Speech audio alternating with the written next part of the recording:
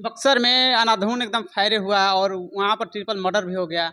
तो यहाँ इस तरीके से अगर घटना होता है तो कैसे रोका जा सकता है इसको? देखिए, मैं बहुत ही एक दुखद ये घटना है कि बक्सर ज़िला में जिस तरह से कानून व्यवस्था जो है बताया जा रहा था कि पीड़िता के द्वारा कि हम शाम को ही इस बात की सूचना दे दिया था स्थानीय थाना को कि यहाँ पर इस तरह की प्रॉब्लम क्रिएट जी। हो रहा है, होने वाला है, संभावना है। शाम को दिया हुआ, फिर पुनः सुबह में भी दिया गया, तभी भी पुलिस 4 घंटे के बाद पहुँच रही है, जो कि वहाँ से बहुत नज़दीक में पुलिस स्टेशन है। तो इस सुशासन की सरकार में आज कहा जाता था कि लालू के सरकार में जंगल राज है। आज सोचिए कि केंद्र से लेकर के गठबंधन में सुशासन की सरकार है। समझ गए आप? जी। राज से लेकर के केंद्र में सरकार है। अब सोच सकते हैं कि जंगल राज वर्तमान में किसका है? जो law and order ADG Bihar का सिर्फ कहते हैं कि SC ST फर्जी केस होता है, फल्स केस होता है। सिर्फ SC ST और अछूतों के साथ में भेदभाव सिर्फ यहाँ के DG यानी डायरेक्टर जनरल ऑफ पुलिस और ADG मिल करके सिर्फ हम ही SC ST को ही नज़र पर रखी जाती है। आज सोचिए कि सुशासन के सरकार में बक्सर जिला में दहशत फैलाने वाला ये कौन जिम्मेदार है? ये हत्याओं जिन्होंने किया, इसका कौन जिम्मेदार है? जिन लोगों ने हत्या किया, क्या उन पर किस टाइप का कार्रवाई होगी? अभी तक उन पर क्या कार्रवाई हुआ, कुछ भी स्पष्टीकरण नहीं तो अभी आया। तक यहाँ के पुलिस प्रशासन कहाँ सोई हुई है अभी तक? यहाँ का पुलिस प्रशासन पूरा का पूरा समर्थन जो मिल रहा है वो पूरा का पूरा हमें ये लग रहा है कि RSS के द्वारा आज के डेट में प्रशासन चल रहा है। ये देश में हिंदू राज और हिंदू भारत को हिंदू राष्ट्र घोषित करने वाले लोग आज वो कहाँ हैं? सुशासन के सरकार में लगातार हत्याएं हो रही है, लगातार बेटी और बहू को और बहन को रेप हो रहा है। कहाँ है लॉ एंड ऑर्डर? कहाँ है सुशासन? कहाँ है प्रशासन? क्या ये जिला में, बक्सर जिला में क्या आतंकवादी इस तरह से ही घूमेंगे? क्या मर्डर करके क्या उनकी घर पर आज तक अभी तक जेसीबी बुलडोजर क्यों नहीं चला? उन पर अभी तक कार्रवाई क्यों नहीं हुआ? मैं जानता हूं कि पुलिस का चार्जशीट की मामला है, पुलिस की जांच की मामला है, मगर वीडियो जिस तरह से आज वायरल हो रहा है वो दहशत फैलाने वाला वीडियो है। इसमें डायरेक्ट अभी तक SP को तो यहाँ से निलंबित कर देना चाहिए, जो वर्तमान SP हैं DM को निलंबित कर देना चाहिए सुशासन के सरकार को।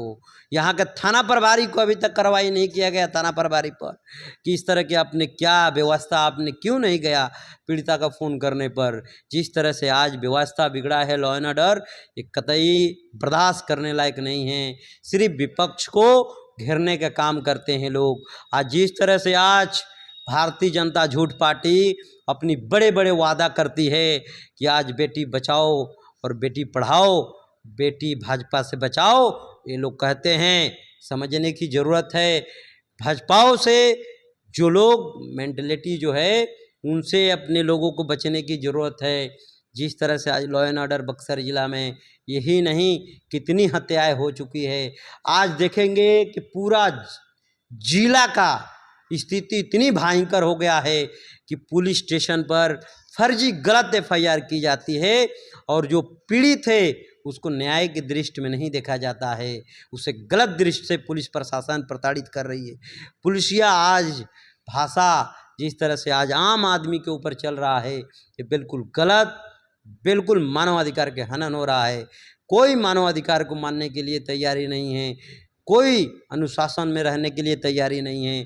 सारे के सारे प्रशासन धमकाते हैं अपने लोगों को, हमारे लोगों को, जो जिस तरह से आज लगता है कि हम लोग आतंकवादी है, जिस तरह से लगता है जो सवाल कर रहा है वो आतंकवादी है, देशद्रोही है। सवाल करना अगर गुनाह है पत्रकार साहब, ये देश को नागरिक हर नागरिक से मैं पूछना चाहता हूँ कि क्या सवाल करना गलत है या सही है, या आप लोग बताएंगे।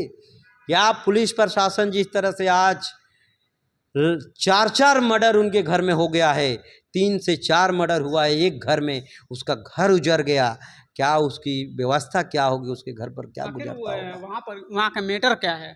मैटर कुछ नहीं है, सिर्फ एक बालू रखने की मैटर था। अब जो जिस तरह से आज विवाद चली है एक बालू रखने के लिए, इस देश में किस तरह की व्यवस्थाएं चल रही है, जो लोग मर्डर, अरे जैसा बाप रे, गोली जो चल रही है और लाठी डंडा चल रहा है, ये देखने वाली बात है। यही सुशासन की सरकार है, यही प्रशासन की सरकार में हम लोग रह रहे हैं। ये क्या प्रशासन, क्या अनुशासन में है या नहीं है, ये देश में मानव अधिकार है या नहीं है, ये देश में ईडी और विजिलेंस है या नहीं है, क्या आईबी और रो है या नहीं है, वो सारे एजेंसी कहाँ हैं, सीबीआई कहाँ है, बीडी ईडी विजिलेंस रो कहाँ हैं, क्या ये डीएम और एसपी और थाना प्रभारी पर जांच होना चाहिए कि नहीं होना चाहिए। ये देश में मानव अधिकार को कोई मानने के लिए तैयारी नहीं है। ये बताइए कि उनके जो घर, जो परिजन है, जो जिसके यहाँ मर्डर हुआ है, कैसे उनको न्याय मिलेगा? कहाँ वो लोग आवाज उठाएंगे? आज न्याय उठाएंगे, उन्हीं पर फर्जी एफआईआर कर दिया जाएगा। आज न्याय के लिए अगर कोई रोड पर उतर रहा है तो उस पर गलत एलिगेशन, फर्जी एफआईआर करके और उनको आरोपी बनाने का काम करती है यहाँ के जिला के पुलिस प्रशासन। जिस तरह से आज गुंडई आज हो रही है पुलिस के द्वारा, जिस तरह से लोगों पर गलत आरोप लगा करके, गलत काम करके, गलत एलिगेशन लगा करके लोगों को प्रताड़ित की जा रही है, सही काम करने की ज़रूरत है। यहाँ के जिस तरह से हमें उम्मीद थी कि पुलिस प्रशासन बहुत बढ़िया व्यवस्था रहेगी, इससे पूर्व में Manish Kumar superintendent of police Buxar के रहा करते थे, इस तरह की ऐसा कोई लॉ एंड ऑर्डर को खराबी नहीं हुआ था। आज जिस तरह से वर्तमान एसपी आए हुए हैं, लॉ एंड ऑर्डर को अनुसूचित जाति से एससी बिरादरी से आते हैं, जिस तरह से बहुत बड़ा एक खुलासा है कि अनुसूचित जाति से आते हैं, अनुसूचित जाति को न्याय नहीं मिल रहा है, बैकवर्डों को न्याय नहीं मिल रहा है। यहाँ पर जिस तरह से जाति वर्ण व्यवस्था में हमें न्याय देख करके जाति हमें दी जा रही है, ये बिल्कुल गलत है, एक तरफा न्याय हो रहा है। हमारे साथ में न्यायपालिका खड़ा है, आज भी कार्यपालिका न्यायपालिका हम विश्वास करते हैं कि हमें न्याय मिलेगा, आज भी वो पीड़ित को न्याय न्यायाधीश के द्वारा दिया जाएगा, मगर पुलिस प्रशासन के द्वारा मुझे नहीं लगता है कि उन्हें न्याय मिलेगा।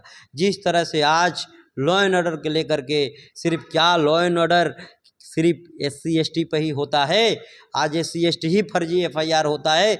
आज दलित, आज SC ST को, बौद्धिज्मों को ख़त्म कर दिया गया, बौद्धों को लातन मुकन पीटा जा रहा है। जो चमार है, आसी पासी गोंड गड़ेरिया चमार जितने जातियां हैं अनुसूचित बैकवर्डो जाति को लात डंडा पीटे जा रहा है। ये कहाँ है अनुशासन, कहाँ है प्रशासन, कहाँ है व्यवस्था, कहाँ है इनका जो कहने वाले लोग हैं कि ये अनुशासन और शासन प्रशासन की सरकार है, ये नीतीश बाबू के सरकार है। ये नीतीश बाबू के सरकार कहाँ है, इनका ईडी और कहाँ पर है इनका जो लोग एडीजी हैं, इनका डीजीपी कहाँ है? अभी तक स्पष्टीकरण ना एडीजी का आया और नहीं डीजीपी का आया। डीआईजी यहाँ पर आए हुए थे शाहबाद जिले का, उन्होंने बयान दिया कि इनके साथ में न्याय होगा। मुझे नहीं लगता है कि न्याय होगा। जिस तरह से प्रशासन व्यवस्था, जिस तरह से नीचे स्तर का थाना प्रभारी का जिस तरह से बात करने का जो शैली है बहुत गलत है। जिस तरह से थाना प्रभारी थाने पर जाने पर ऊंची आवाज़ में बात करते हैं, जैसा लगते हैं कि थाना उनके घर का है, दूर के थाना के बाहर भेजते हैं। मानव अधिकार के थाना प्रभारी हर थाना पर भारी हनन कर रहे हैं। अब अंतिम में आप क्या कहिएगा, क्या संदेश दीजिएगा बक्सर वासियों के लिए, चाहे और कहीं पर इस तरीके से अगर घटना होती है? इस तरह से स्वयं बातों बातों को लेकर कोई विवाद नहीं होना चाहिए, बातों बातों को लेकर के झगड़ा नहीं होना चाहिए। जो दुनिया में आया है उसे जाना है, कोई यहाँ से कुछ नहीं लेकर के जाएगा। आज जिसकी जीवन मिली थी कई सालों जीने के लिए, आज बाल बच्चे उसके किस हालात में रहते होंगे, बीवी बच्चे कैसे किस हालात में रहते हों, बहुत ही दुखद घटना है। ये लोगों को आज मैं कहना चाहता हूँ कि जिस तरह से आज लोकसभा का और विधानसभा का जिस तरह से नेता है वो कहाँ हैं, कहाँ पुलिस प्रशासन पर आवाज़ उठा रहे हैं, कहाँ उन्होंने आवाज़ अपने लोकसभा विधानसभा में उठाने के काम करते हैं। आज तक अभी तक कोई ऐसा आदमी नहीं है कि ट्वीट किया है कि इस तरह की पुलिस प्रशासन व्यवस्था आपका कहाँ है, ये लॉ एंड ऑर्डर कहाँ है। इस तरह से खुलेआम दिन में मर्डर करना आप पत्रकार समझ रहे हैं आप। डर हो गया है, हमारे जैसे तमाम लोगों को डर हो गया है कि ये लोग क्या कर सकते हैं, ये कुछ भी कर सकता है, ये पुलिस कुछ भी करवा सकती है।